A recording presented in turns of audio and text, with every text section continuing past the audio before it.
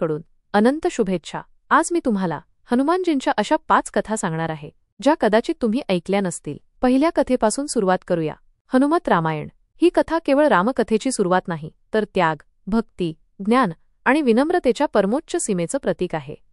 जेव्हा भगवान श्रीरामांचा अयोध्येत राज्याभिषेक झाला तेव्हा हनुमानजी हिमालयात गेले। तेथे ते गहन तपश्चर्येत आणि भक्तीत लीन झाले आणि दररोज एका मोठ्या शिळेवर आपल्या नखांनी रामकथा लिहित राहिले। हे लेखन केवळ कथा नव्हती, तर श्रीरामजींची महिमा, त्यांचे चरित्र आणि त्यांच्या लीलांचा दिव्य अनुभव होता, ज्याला पुढे हनुमत रामायण म्हणून ओळख मिळाली।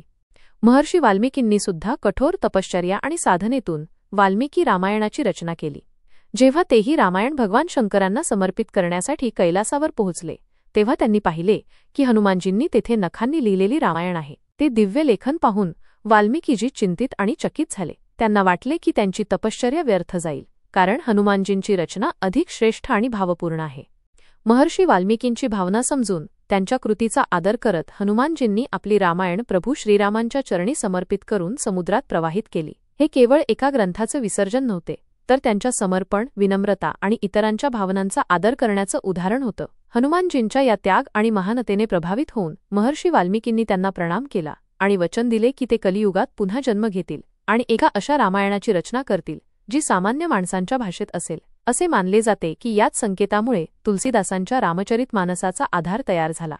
असेही म्हटले जाते की कालिदासांच्या काळात समुद्रकिनारी एक रहस्यमयी पट्टी शिलालेख सापडली, जी विद्वानांच्या अभ्यासासाठी सार्वजनिकरित्या टांगली गेली। कालिदासांनी तिची लिपी वाचली आणि त्यांना समजले की हे साधारण लेखन नाही, तर हनुमत रामायणाचा अंश आहे। नंतर ही शिला तुलसीदासांना मिळाली, ज्यांनी तिला आपले सौभाग्य मानून पूज्य भावनेने स्वीकारले। तर ही होती हनुमत रामायणाची कथा।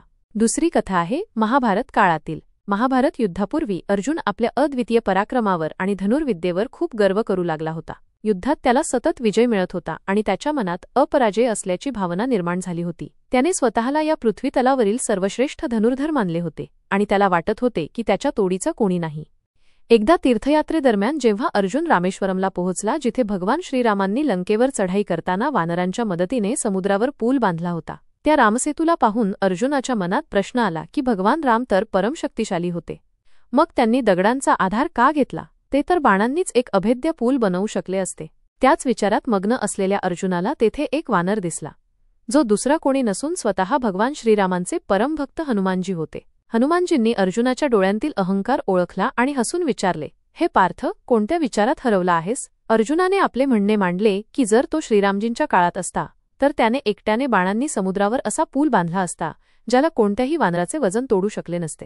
हनुमानजी शांत स्वरात उत्तरले, अर्जुन, तुझ्या बाणांमध्ये शक्ती असेल, परंतु वानरांचे वजन काही सामान्य गोष्ट नव्हती। जर श्रीरामांनी दगडांचा आधार घेतला तर त्यातही काहीतरी गहन अर्थ होता। अर्जुनाला हे बोलणे सहन झाले नाही। त्याने आव्हान दिले, मी सिद्ध करू शकतो की माझ्या बाणांचा पूल अभेद्य राहील। हनुमानजी म्हणाले, तर मग परीक्षा होऊ दे। जर माझ्या 3 पावलांनी तो पूल तुटला तर तुला अग्नीत प्रवेश करायचा आहे। अर्जुनाने होकार दिला।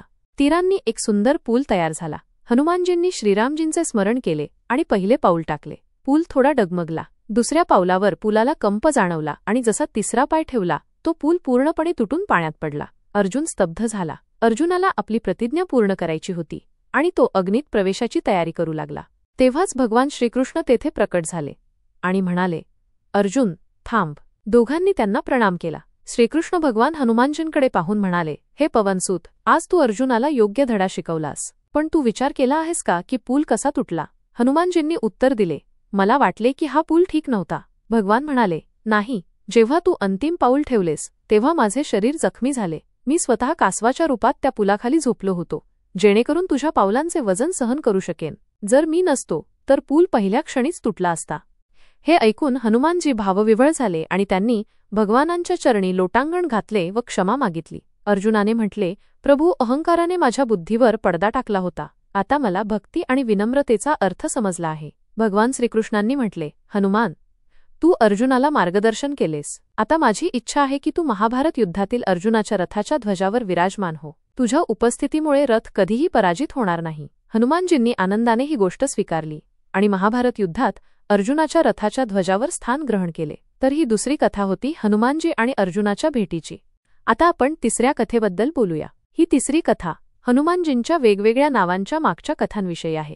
हनुमानजी भक्ती, शक्ती आणि विनम्रतेची जिवंत मूर्ती आहेत. त्यांची अनेक नावे आहेत आणि प्रत्येक नावामागे एक अद्भुत कथा आणि महान अर्थ दडलेला आहे. त्यांच्या आईचे नाव अंजना आणि वडील केसरी होते, जे सुमेरू पर्वताचे पराक्रमी राजा होते. म्हणूनच त्यांना अंजनी पुत्र म्हणतात.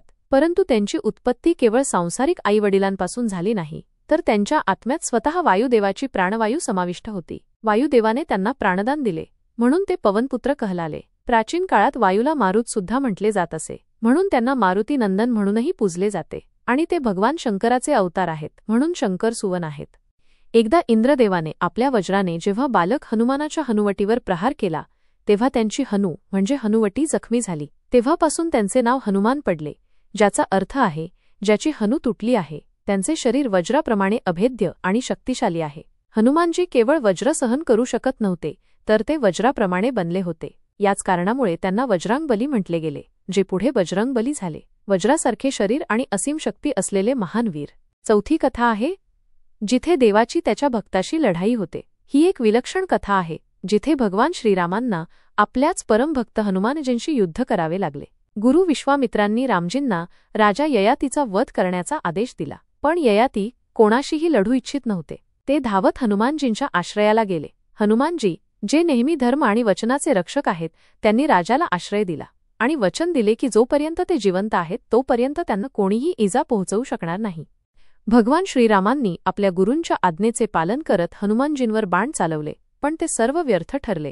हनुमानजींनी कोणतेही शस्त्र उचलले नाही, कोणतेही युद्ध केले नाही. ते फक्त डोळे मिटून ध्यानात राहिले. आणि जेव्हा रामजींनी विचारले की ते कोणता मंत्र जपत आहेत, तेव्हा हनुमानजी हसून म्हणाले, मी फक्त तुमचे नाव राम जपतो आहे. राम नामाची महिमा इतकी मोठी होती की खुद्द रामसुद्धा त्यांना पराजित करू शकले नाहीत. विश्वामित्रसुद्धा द्रवले. त्यांनी हनुमानजींच्या भक्तीला नमन केले आणि रामजींना धर्मसंकटातून मुक्त केले. ही कथा शिकवते की रामापेक्षा रामनाम मोठे आहे. आता आपण 5व्या कथेकडे वळूया आणि 5वी कथा ब्रह्मास्त्राबद्दल आहे. हनुमानजींची शक्ती केवळ त्यांच्या शारीरिक बळातच नाही, तर त्यांच्या आत्मबळात आणि भक्तीतही दडलेली होती. ते स्वतः इतके सामर्थ्यवान होते की त्यांना कोणत्याही वरदानाची गरज नव्हती. तरीही ब्रह्मदेवाने त्यांना काही विशेष वरदान दिले, आणि या वरदानांमध्ये सर्वात प्रभावी वरदान हे होते की ब्रह्मास्त्रासारखे महाशक्तिशाली शस्त्रसुद्धा हनुमानजींना हानी पोचवू शकत नाही. हे वरदान त्यावेळी अत्यंत उपयुक्त ठरले, जेव्हा रावणाच्या अशोकवाटिकेत हनुमानजींनी लंकेत धुमाकूळ घातला होता. लंकेच्या सैनिकांनी त्यांना थांबवण्यासाठी ब्रह्मास्त्राचा वापर केला, पण ब्रह्माजींच्या आशीर्वादाने ते दिव्य अस्त्रसुद्धा हनुमानजींवर प्रभाव टाकू शकले नाही. हा प्रसंग केवळ त्यांच्या शक्तीची कहाणी नाही, तर हे दाखवतो की खरी भक्ती, संकल्प आणि आशीर्वादामुळे कोणतेही शस्त्र निष्फळ ठरू शकते. हनुमानजींच्या कथा आपल्याला सांगतात की शक्तीपेक्षा मोठी श्रद्धा असते आणि भक्तीमध्ये इतकी शक्ती असते की प्रभूंचा आशीर्वाद नेहमी तुमच्यासोबत असतो. हनुमानजी केवळ रामजींचे दास नाहीत, तर त्यांचे आत्मस्वरूप आहेत, जिथे भक्ती आणि भगवान एकरूप होतात. अशा भक्ताच्या भक्तीला नमन, जो स्वतः भगवान झाला. भगवान हनुमानजींना प्रणाम करून मी हीच मंगल कामना करतो की सर्वांच्या जीवनात खूप आनंद नेहमी टिकून राहो. प्रभूंची कृपा राहो. जय जय श्री सीताराम. जय श्री बालाजी महाराज.